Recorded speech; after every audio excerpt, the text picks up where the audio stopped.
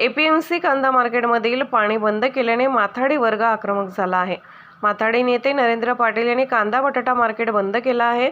तसेच माथाडी नेते नरेंद्र पाटील यांनी सर्व माथाडी मापाडी आणि व्यापाऱ्यांसह नवी मुंबई मनपा मुख्यालयावर मोर्चा काढला आहे। बाईक, रिक्षा आणि खाजगी वाहनांमधून सर्व कामगार मनपा मुख्यालयाकडे रवाना झाले असून तिथे जाऊन मनपा आयुक्तांची भेट घेऊन मार्केटचा पाणी प्रश्न सोडवण्यासाठी प्रयत्न करण्यात येणार आहेत।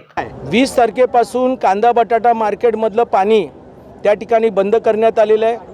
5-1 हजार माथाडी कामगार, व्यापारी, ट्रान्सपोर्ट कामगार, हातगाडी कामगार, शेतकरी आणि ग्राहक या कांदा बटाटा मार्केटमध्ये येत असतात।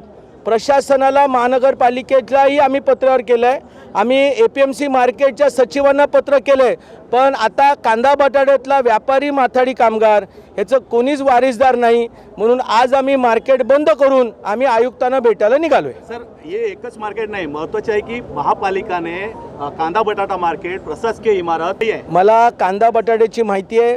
प्रशासकीय इमारतीमध्ये कोणी नळातलं पाणी पित नाही, त्यांच्या इम्पोर्टेड बिसलऱ्या बाटल्या आहेत।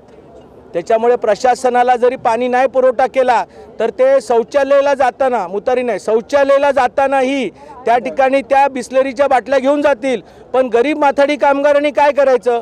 व्यापारी पण घरातून पाणी आणेल, पण माथाडी कामगारांनी काय करायचं? शेतकऱ्यांनी काय करायचं? ग्राहकांनी काय करायचं? म्हणून आम्ही हे आंदोलन सरकारला आणि महानगरपालिकेला पाणी चालू करण्यासाठी आम्ही केले। पण हे अति धोकादायक मार्केट आहे, 20 वर्षापासून अति धोकादायक आहे। तो पाणी आणि नंतर बिजली कापणं आणि यामध्ये रिडेव्हलपमेंटचा मुद्दा वारंवार मंत्रा लेवलपासून बैठक होऊन सुद्धा हा मार्गी का लागत नाही? हायकोर्टामध्ये हे प्रकरण प्रलंबित आहे। व्यापाऱ्यांच्या काही मागण्या आहेत, प्रशासनाला यामध्ये प्रचंड काही लोकांना पैसे कमवायचे आहेत, व्यापाऱ्यांचा फायदा कमी किंवा व्यापाऱ्यांवरती जास्त बोजा टाकायचा आहे। जसं आमच्या 14 मार्केटला FSI घोटाळा करायचा असेल, तसं कांदा बटाटामध्ये तशाच प्रकारचं त्यांचं बाजार समितीचं नियोजन असेल।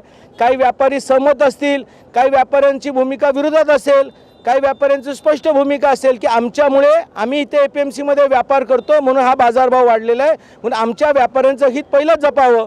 परंतु ह्यांच्या गोंधळामध्ये व्यापारी, ट्रान्सपोर्टर, हातगाडी कामगार, महिला कामगार, मेहता कर्मचारी हे सगळे एकदम वाईट परिस्थितीमध्ये काम करतात। पणन मंत्री 100 दिवस जाऊ दे, 1 वर्ष जाऊ दे, हे सगळं सेटिंग आहे।